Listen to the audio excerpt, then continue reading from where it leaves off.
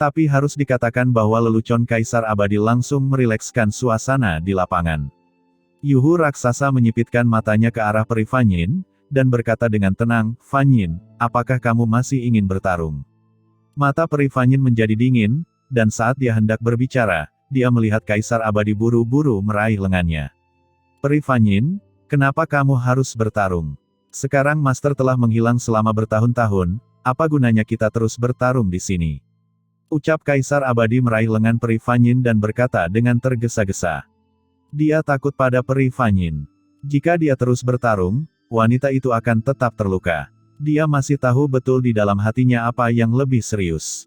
"Hehe, aku tidak menyangka kamu dulunya hanya idiot, tapi kamu benar-benar tahu bagaimana menghadapi dunia."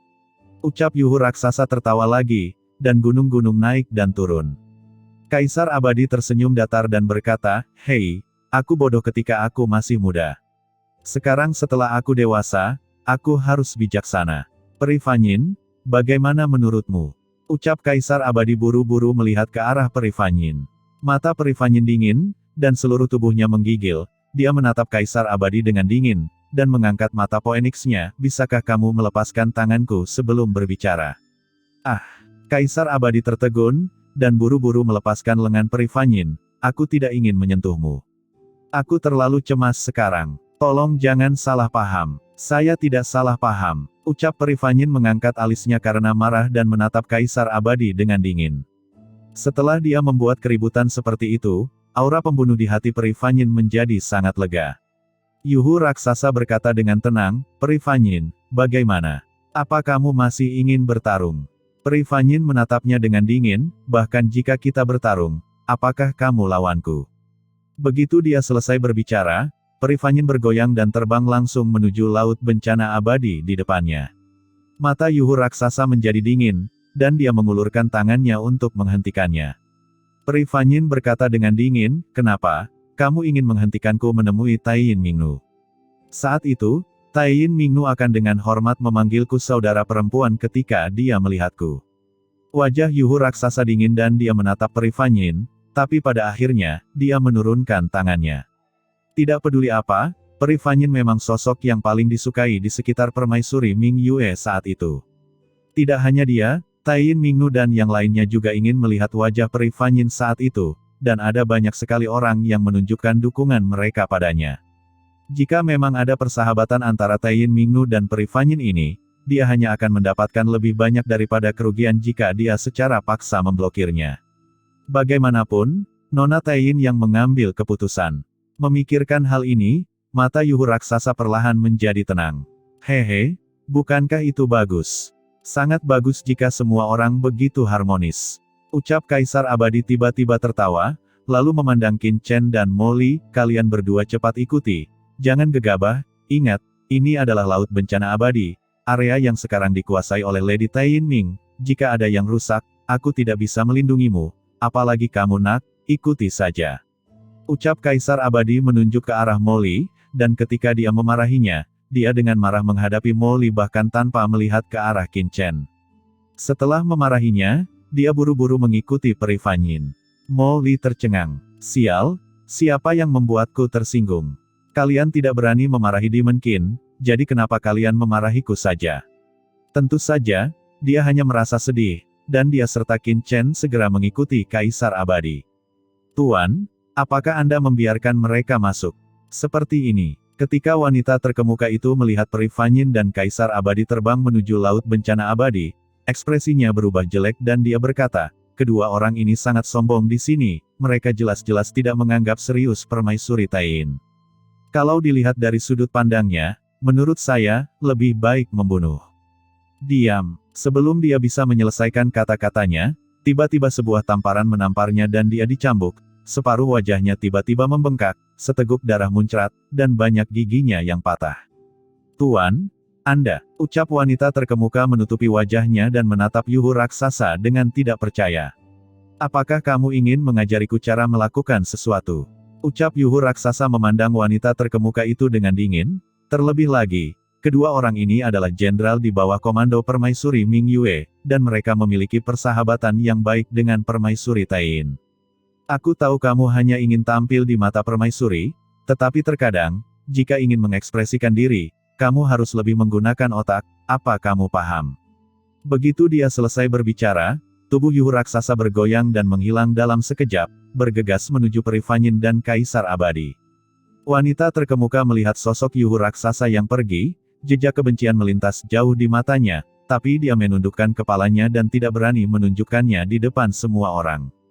Di cakrawala di luar lautan bencana abadi yang tak ada habisnya, Qin Chen dan yang lainnya terbang dengan cepat.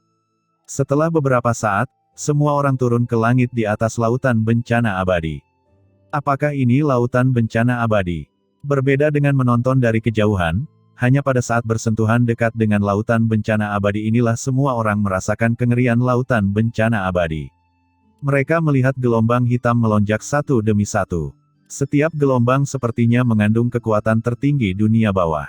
Air laut dalam di bawahnya melonjak, dan gelombang yang tak terhitung jumlahnya melonjak. Aura yang terbentuk olehnya hanya melihatnya dari kejauhan, ilusi yang tak tertandingi muncul jauh di lubuk hati Molly. Seolah-olah gelombang di lautan bencana abadi ini dapat dengan mudah memusnahkannya dan mengubahnya menjadi debu. Yuhu raksasa melirik Molly dan Qin Chen yang terkejut, dan sedikit rasa bangga muncul di bibirnya. Seorang pria yang belum pernah melihat dunia.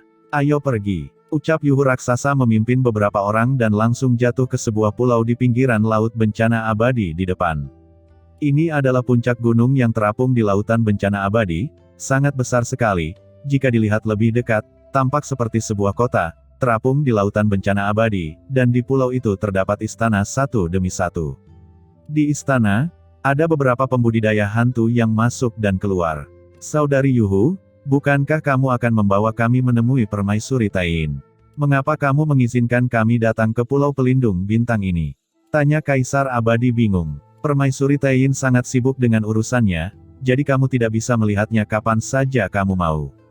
Ucap Yuhu raksasa mencibir dan berkata dengan ringan, kamu akan tinggal di sini di Pulau Pelindung Bintang untuk saat ini. Saat Permaisuri Taiyin memiliki waktu luang, aku akan membawamu. Pergi menemuinya. Kata-katanya telah jatuh. Yuhu raksasa telah mendarat di depan kompleks istana terbesar di tengah pulau. Tuan Yuhu. Tiba-tiba, sekelompok orang kuat yang berpatroli di sekitar istana datang dan memberi hormat dengan hormat. Baiklah, bawalah orang-orang ini dan tunggu panggilan Permaisuri. Ingat, jangan biarkan mereka berlarian dan menimbulkan masalah, kata Yuhu raksasa dengan tenang kepada sekelompok orang ini. Baik Tuan, ucap. Sekelompok orang kuat ini bahkan mengangguk dengan hormat. Saudari Yuhu, bisakah Anda memberitahu Nyonya Taiyin Mingnu untuk saya sesegera mungkin? Kami sudah bertahun-tahun tidak bertemu, dan saya sangat merindukan Nyonya Taiyin Mingnu, kata Kaisar Abadi buru-buru. Kenapa kamu cemas? Tunggu dan tunggu saja, ucap Yuhu raksasa mencibir, lagi pula, bukankah kamu mempersembahkan korban para pembudidaya hantu?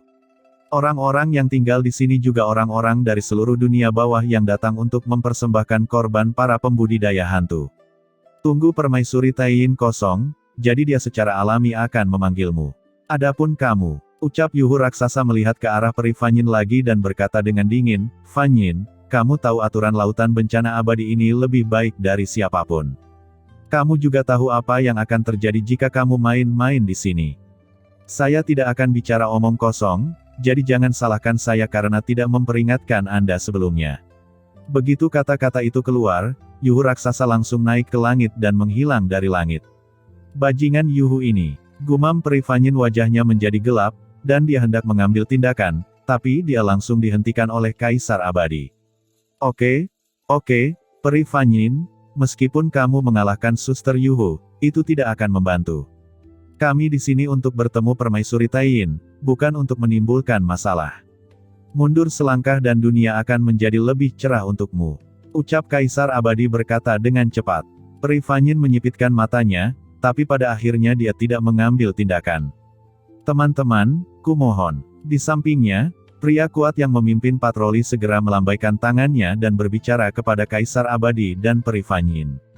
Sikapnya cukup baik. Lagi pula, dia telah mendengar beberapa percakapan sebelumnya antara beberapa orang dan Yuhu raksasa.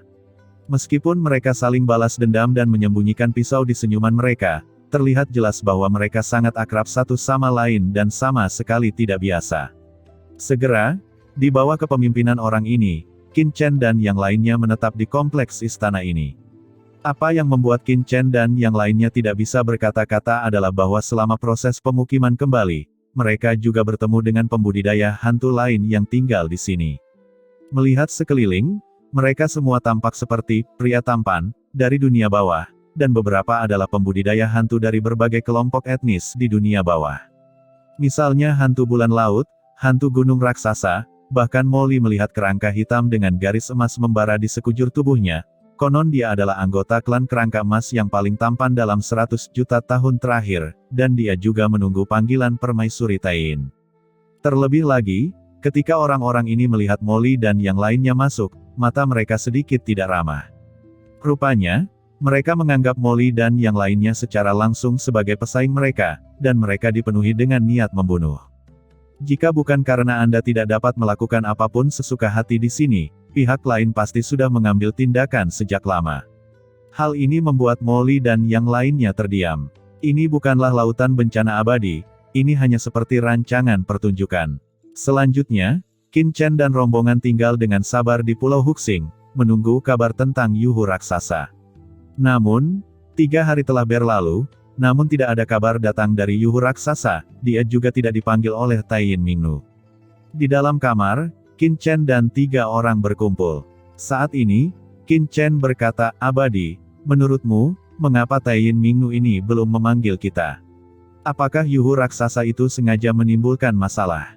Ucapa Molly mengerutkan kening.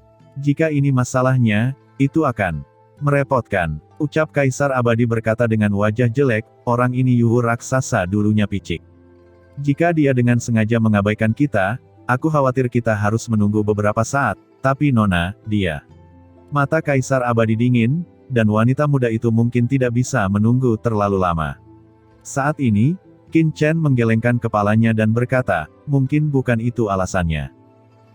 Semua orang memandang dengan bingung. Qin Chen berkata, "Saya telah mengamati tempat ini dengan hati-hati akhir-akhir ini. Sejauh ini, selain kita, tidak ada pembudidaya hantu dari kekuatan lain yang dipanggil, jadi bukan Yuhu raksasa yang dengan sengaja mengabaikan kita, tapi ini karena Tain Mingnu itu belum memanggil siapapun untuk berkontribusi akhir-akhir ini," ucap Qin Chen dengan suara yang dalam. "Tetapi jika Yuhu raksasa tidak dengan sengaja mengabaikan kita, selama dia memberitahu Tain Mingnu tentang kedatangan kita, mengingat hubungan kita saat itu, orang ini akan memanggil kita secepat mungkin apapun yang terjadi. Tapi kenapa?" Ucap Kaisar Abadi mengerutkan kening, dia masih memiliki kepercayaan diri ini. Tiba-tiba, dia sepertinya memikirkan sesuatu, dan dia terkejut, mungkinkah Tain Mingnu ini tidak lagi berada di Laut Bencana Abadi? Atau mungkin dia berlatih dalam pengasingan? Berbicara tentang ini, ekspresi Kaisar Abadi tiba-tiba berubah menjadi jelek. Lautan kesengsaraan abadi adalah markas tuannya saat itu. Pada dasarnya tidak mungkin bagi Tain Mingnu untuk pergi dari sini. Jadi, jelas hanya ada satu kemungkinan yang tersisa. Jika itu masalahnya, itu akan menjadi masalah. Wajah Kaisar Abadi menjadi gelap. Pada level mereka, retret tidak bisa dilakukan dalam 1 atau 2 hari, wajar jika berlangsung selama ribuan tahun. Berapa lama waktu yang dibutuhkan? Memikirkan hal ini, Kaisar Abadi memandang Qin Chen, "Tuan Chen, jangan khawatir, saya akan membiarkan Tain Mingnu menemui kita sesegera mungkin." Setelah mengatakan itu, dia berbalik dan hendak pergi, tetapi segera dihentikan oleh Qin Chen, "Mau kemana?" "Tentu saja aku mencari Peri Fanyin untuk membuat keributan di sini. Aku tidak percaya, jika kita membuat masalah di Pulau Penjaga Bintang, Tain Mingnu ini akan terus retret," kata Kaisar Abadi dengan sungguh-sungguh. "Jangan cemas dulu," ucap Qin Chen matanya berbinar, "karena Tain Mingnu ini tidak akan memanggil kita dalam waktu singkat, itu bukannya tanpa manfaat."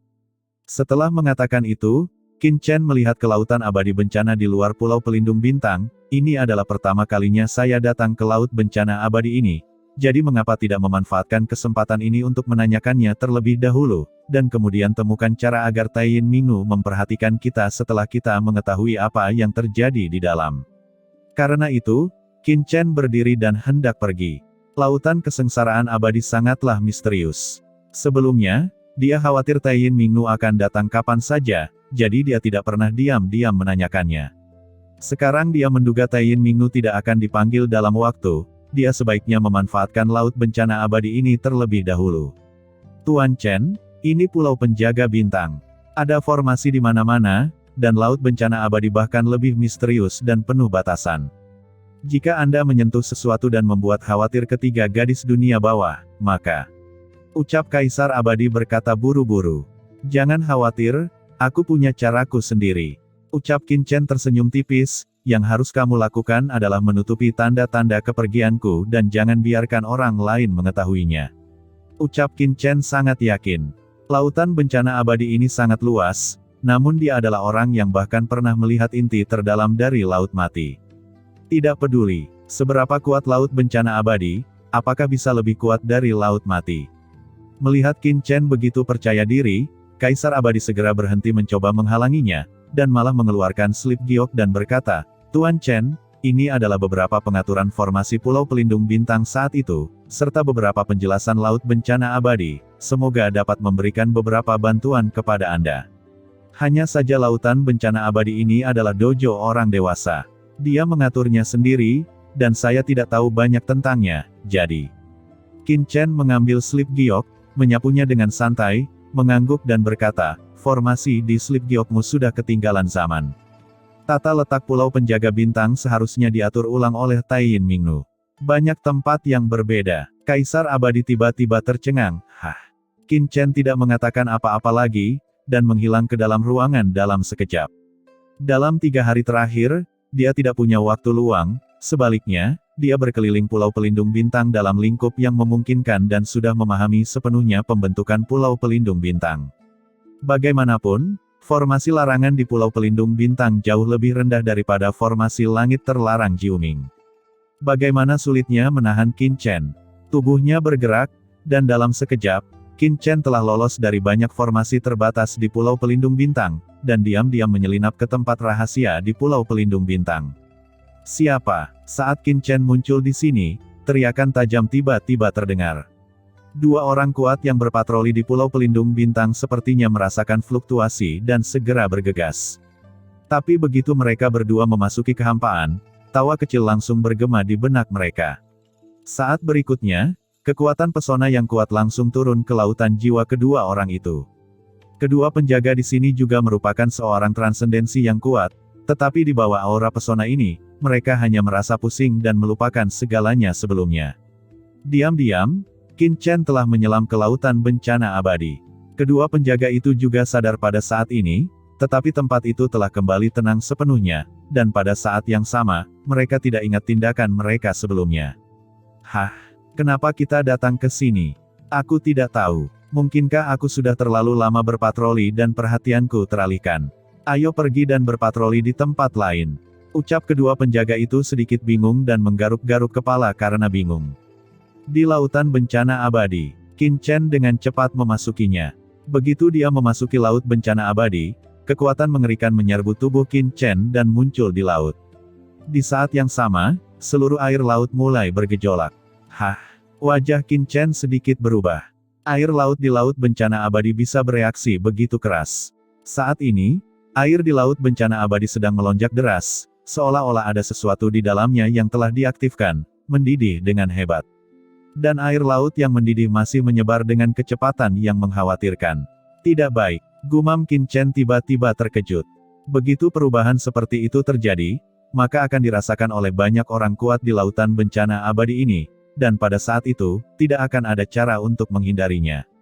Apa yang terjadi? Pikir Qin Chen bahkan menundukkan kepalanya dan menemukan bahwa di dalam air laut yang mendidih, kekuatan mengerikan melonjak ke arah tubuhnya, mencoba memasuki dunia kekacauannya.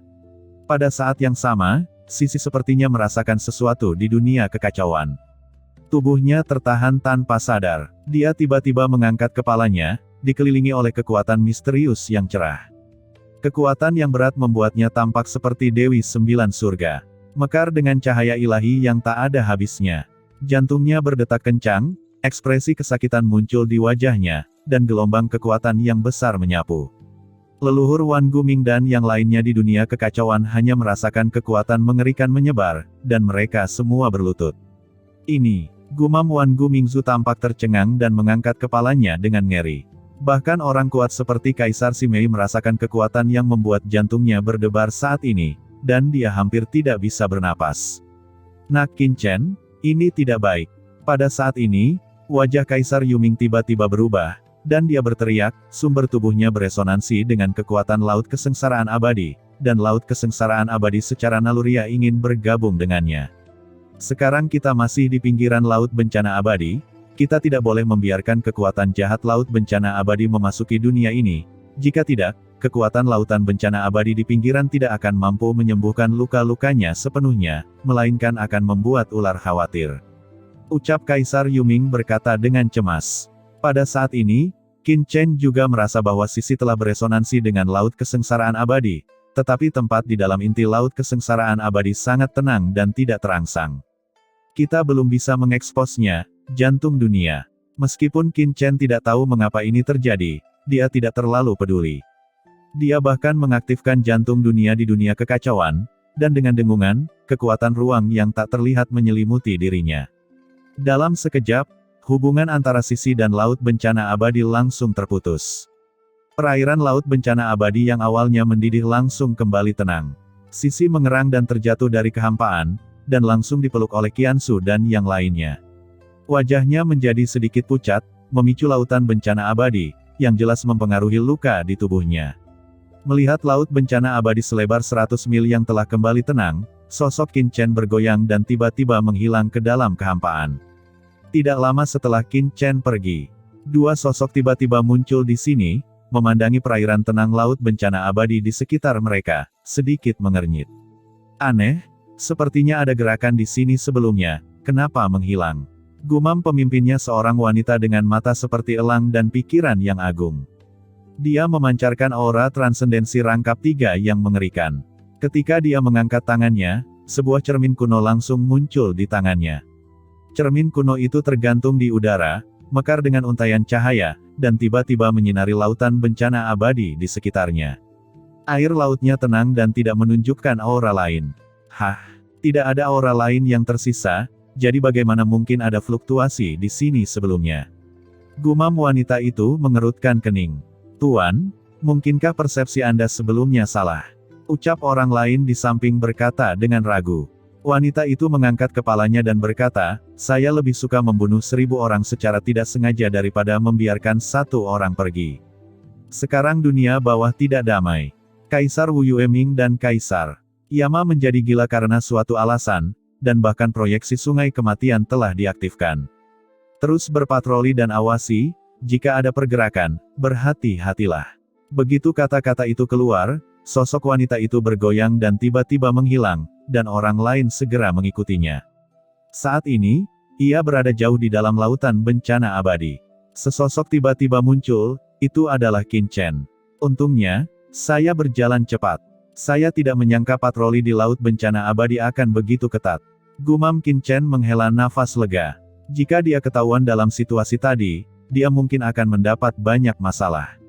Yuming, mengapa Sisi hanya mengaktifkan Laut Bencana Abadi di pinggirannya dan tidak beresonansi dengan inti Laut Bencana Abadi? Tanya Qinchen mengerutkan kening. Saya tidak tahu secara spesifik. Ucap Kaisar Yuming mengerutkan kening dan berkata lagi, saya hanya merasa bahwa kekuatan Laut Bencana Abadi tidak kuat sebelumnya. Seharusnya kekuatan intinya diblokir. Tetapi dengan kekuatan mengerikan dari Laut Bencana Abadi, kekuatan macam apa yang dapat melindunginya?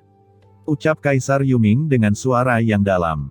Pergi dan lihat dulu, kata Qinchen dengan sungguh-sungguh. Mata ciptaan Qinchen terbuka di antara alisnya, dan dia dapat dengan jelas merasakan arah air laut di depannya. Dia menginjak ombak dan terus berjalan menuju kedalaman Laut Bencana Abadi. Kali ini, dia sangat berhati-hati dan tidak berani ceroboh sama sekali. Semakin jauh ke dalam, semakin kuat tekanan yang dirasakan Qinchen. Lambat laun, gelombang kekuatan mengerikan mengalir ke pikiran Qinchen, dan bahkan Qinchen pun merasa pusing di pikirannya. Nak Qinchen, ini adalah kekuatan dosa dan reinkarnasi di Lautan Bencana Abadi. Di zaman kuno, Permaisuri Ming Yue bertanggung jawab atas penghakiman dosa dalam reinkarnasi hidup dan mati di dunia bawah, jadi Laut Bencana Abadi ini terbentuk. Air laut ini mengandung aura dosa yang mengerikan, bahkan kaisar yang berkuasa pun tidak dapat menanggungnya dengan mudah. Ucap Kaisar Yuming melihat sekeliling dan berseru, ini hanya pinggiran laut bencana abadi. Di tempat inti, bahkan aku dan 4 Kaisar Agung lainnya tidak akan berani masuk dengan gegabah. Begitu mereka terlibat dalam kekuatan dosa itu, tidak bisa dicuci sama sekali. Sekalipun bersih, asal-usulnya akan tercemar dan mengalami kehancuran. Permaisuri Ming Yue adalah kepala dari 4 Kaisar Agung, dan itu bukanlah sesuatu yang dia bicarakan dengan santai. Qin Chen mengerutkan kening, ini terdengar sangat mengagumkan. Pada saat ini, setelah memahami kekuatan laut kesengsaraan abadi, Qin Chen juga tenggelam di dalamnya, dan kekuatan dosa melonjak, mencoba membuat Qin Chen jatuh ke dalam dosa. Saya, Qin Chen, telah bangkit sepenuhnya, hanya demi orang-orang di dunia, bagaimana saya bisa berbuat dosa. Qin Chen bebas debu dan tidak ternoda, kebal terhadap semua hukum, dia membiarkan kekuatan dosa membasuhnya, tetapi dia tetap tidak tergerak. Sekalipun orang biasa mempunyai niat ini, mereka tidak dapat menolaknya.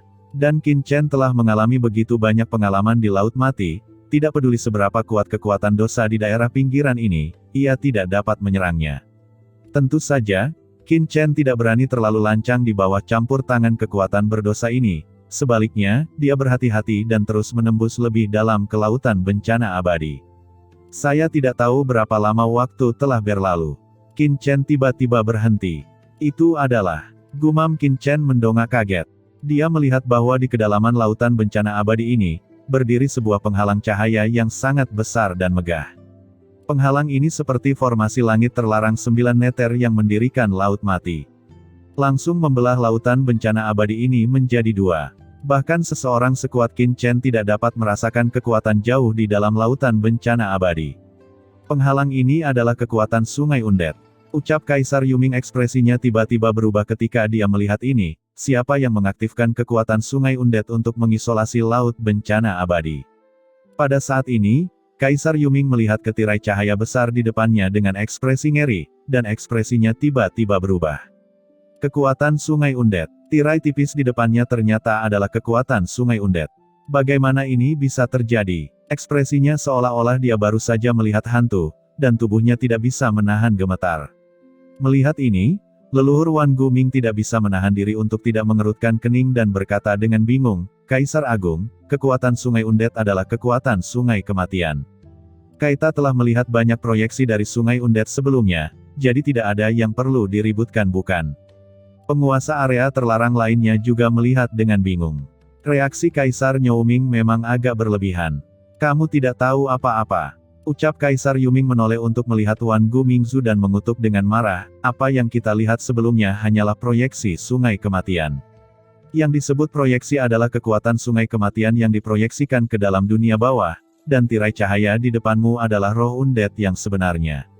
Kekuatan Sungai Panjang adalah penghalang yang dibentuk oleh air laut dari Sungai Panjang Undet yang tertarik ke sini, bagaimana ini bisa dibandingkan? Kata Kaisar Yuming mengangkat kepalanya dan tampak ngeri.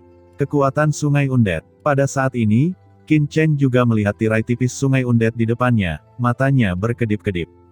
Tirai tipis di depannya sangat tipis dan tidak mencolok, tetapi dari tirai tipis ini, Qin Chen merasakan kekuatan yang sangat menakutkan, kekuatan ini begitu kuat sehingga dia bahkan merasakan sedikit pun kepanikan. Selain itu, kekuatan ini sepenuhnya mengisolasi kekuatan di dalam laut kesengsaraan abadi. Berdiri di sisi tirai tipis ini, Qin Chen tidak dapat merasakan sedikit pun kekuatan di dalam laut kesengsaraan abadi. Tidak heran sisi sebelumnya tidak dapat mengaktifkan kekuatan di inti laut bencana abadi. Dengan adanya penghalang ini, kekuatan di laut bencana abadi tidak dapat menembus tanpa seorang master. Mata Qin Chen berbinar. Pada saat yang sama, yang membuatnya bingung adalah ketika dia berdiri di depan layar cahaya Sungai Undet. Entah kenapa, dia samar-samar merasakan kekuatan yang sangat familiar di layar cahaya ini. Kekuatan ini tersembunyi begitu dalam, dikombinasikan dengan kekuatan Sungai Undet, sehingga Qin Chen tidak dapat mengidentifikasinya saat ini. Kekuatan apa itu? Gumam Qin Chen mengerutkan kening dan menyipitkan matanya. Dengan kekuatannya saat ini, jika dia benar-benar bersentuhan dengan tirai cahaya Sungai Undet ini, dia mungkin tidak dapat membedakan kekuatan di dalamnya. Tetapi sekarang Qin Chen tidak berani menyentuhnya dengan gegabah, karena tidak ada yang tahu tentang Sungai Undet ini. Jika pemiliknya mengetahui ini, maka, Memikirkan hal ini, Qin Chen tiba-tiba menoleh dan menatap langsung ke arah Xiao Xiao di dunia kekacauan. Xiao Xiao adalah roh sungai kematian saat itu, mungkin dia bisa menemukan sesuatu. Xiao Xiao, bisakah kamu merasakan apa yang terjadi dengan langit undead di depanmu ini? Ucap Qin Chen bertanya. Xiao Xiao mengedipkan matanya yang besar dan gelap, melihat dengan hati-hati untuk beberapa saat, ragu-ragu, dan berkata, "Kakak, tirai tipis ini sepertinya dipasang di sini oleh kekuatan lain. Kekuatan ini sepertinya mencoba untuk bergabung dengan kekuatan sungai undead, tapi itu belum sepenuhnya tercapai, tapi seiring berjalannya waktu, itu mungkin berhasil." Ucap Xiao Xiao dengan sungguh-sungguh. Kaisar Yuming memandang dengan serius dan berkata dengan suara yang dalam, "Gadis kecil, apakah kamu yakin kamu membacanya dengan benar? Siapa yang begitu gila mencoba memadukan kekuatan sungai undead? Ini sama sekali tidak mungkin." Ucap Kaisar Yuming menggelengkan kepalanya berulang kali. Xiao Xiao menggelengkan kepalanya, "Saya tidak tahu tentang itu, tapi kekuatan dan nafas kakak ini sepertinya agak familiar." "Hah? Apakah kamu mengetahui kekuatan dalam diriku?" Gumam Qin Chen menyipitkan matanya. Tampaknya persepsi sebelumnya benar. Benar-benar ada kekuatan yang familiar baginya di langit sungai undead ini. Tapi, kekuatan macam apa itu? Pikiran Qin Chen berpacu dengan pikiran, segala macam pikiran berkelebat, dan dia berspekulasi tentang berbagai kemungkinan. Tiba-tiba, seolah memikirkan sesuatu, ekspresi Qin Chen tiba-tiba berubah dan pupil matanya menyusut, mungkinkah itu? Dia tiba-tiba menoleh untuk melihat ke arah Xiao Xiao dan berkata dengan suara yang dalam, "Xiao Xiao, bisakah kamu menunjukkan kekuatan ini?" "Saya akan mencoba," ucap Xiao Xiao berpikir sejenak. Qin Chen mengangkat tangannya, dan dengan sapuan, Xiao Xiao segera meninggalkan dunia kekacauan dan muncul tepat di sebelah Qin Chen. Pada saat yang sama, tirai cahaya tak terlihat menyelimuti Xiao Xiao, menghalangi kekuatan lautan bencana abadi di sekelilingnya. "Xiao Xiao, silakan mencobanya. Ingat, keselamatanmu sendiri adalah prioritas pertama. Kedua, sebaiknya jangan mengganggu tirai tipis," kata Qin Chen dengan ekspresi serius. Xiao Xiao mengangguk, mengepalkan tangan kecilnya, dan merasa sedikit gugup. "Kakak, saya akan mencoba yang terbaik." Saat dia berbicara, dia berjalan menuju tirai tipis selangkah demi selangkah, dan pada saat yang sama, dia perlahan menyentuh tirai tipis di depannya dengan tangan kecilnya. Saat tangan kecil Xiao Xiao menyentuh tirai cahaya, gelombang tak kasat mata berdesir seketika, dan kekuatan sungai undead di depannya bergejolak dengan lembut, seolah-olah dia telah melihat seseorang yang sangat baik hati, mencoba untuk lebih dekat dengan Xiao Xiao. Tapi saat ini, dari tirai cahaya sungai undead, aura menakutkan tiba-tiba meledak, dan jejak tanda hitam aneh tiba-tiba muncul di kekuatan sungai undead di depan mereka. Kekuatan sungai undead ini tampak bergejolak dalam sekejap, menggelegar, dan bergetar hebat. "Ini," gumam Qin Chen, pupilnya tiba-tiba menyusut, "jurang, itu adalah kekuatan jurang maut." Perpaduan kekuatan sungai undead ini ternyata merupakan kekuatan jurang yang legendaris. Tak heran saya merasa sedikit familiar sebelumnya. Hanya saja kekuatan jurang maut ini sangat tidak jelas, sampai Xiao Xiao mengaktifkan sumber kekuatan sungai undead, sumber itu langsung diaktifkan dan diekspos. Di dunia kekacauan, wajah Kaisar Yuming langsung menjadi sangat jelek. Bagaimana mungkin? Bagaimana kekuatan jurang maut bisa muncul di sini? Dia tampak terkejut dan tidak dapat mempercayainya. Mungkinkah apa yang dikatakan Kaisar Abadi sebelumnya benar, bahwa jurang maut benar-benar menyerang dunia bawahku? Pada saat ini, keterkejutan dan kemarahan yang tak ada habisnya melonjak di dalam hatinya. Dan ketika semua orang terkejut, kekuatan jurang di depan mereka sepertinya merasa ada seseorang yang mengganggu hubungan antara itu dan sumber sungai undead. Tiba-tiba, kekuatan jurang yang menakutkan itu seperti ular berbisa yang gelap, bergerak menuju Xiao Xiao. "Xiao Xiao, hati-hati." Melihat kekuatan jurang hendak menutupi Xiao Xiao, Qin Chen tiba-tiba berteriak keras, dan pedang karat misterius tiba-tiba muncul di tangannya, menebas kekuatan gelap jurang di depannya. Kedua kekuatan itu bertabrakan dengan cepat, dan dampak mengerikannya menyapu ke segala arah. Zona vakum yang mengerikan langsung terbentuk di dasar laut bencana abadi. Puluhan ribu ton air laut dengan cepat terkuras abis, membentuk lingkaran. Qin Chen mengerang, wajahnya sedikit berubah, dan energi serta darah di tubuhnya melonjak. Sungguh kekuatan jurang maut yang menakutkan.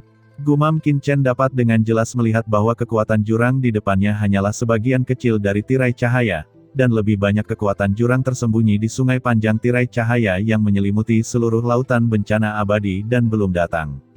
Tapi gumpalan kekuatan dari jurang ini membuatnya merasa dia tidak tahan.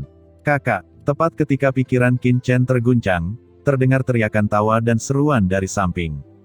Pada saat ini, wajahnya pucat dan dia berjuang untuk berdiri di atas tirai tipis di depannya.